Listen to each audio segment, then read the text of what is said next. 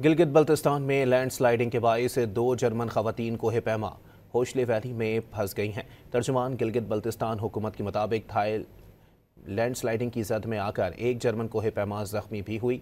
पाक अफवाज की जानिब से जर्मन कोहे पैमाओं को रेस्क्यू करने का अमल जारी है। मौसम की खराबी की वजह से हेलीकॉप्टर से रेस्क्यू ऑपरेशन ताअत्तुल का शिकार है।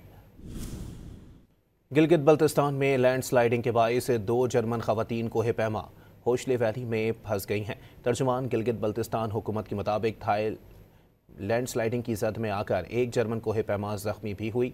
पाक अफवाज की जानिब से जर्मन कोहे पैमाओं को रेस्क्यू करने का अमल जारी है।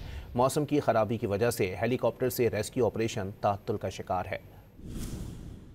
गिलगित बल्तिस्तान में लैंडस्लाइडिंग के बाइस दो जर्मन खवातीन कोहे पैमा होशले वैली में फंस गई हैं। तर्जुमान गिलगित बल्तिस्तान हुकूमत के मुताबिक थाई लैंडस्लाइडिंग की जद में आकर एक जर्मन कोहे पैमा जख्मी भी हुई। पाक अफवाज की जानिब से जर्मन कोहे पैमाओं को रेस्क्यू करने का अमल जारी है। मौसम की खराबी की वजह से हेलीकॉप्टर से रेस्क्यू ऑपरेशन ताअत्तुल का शिकार है।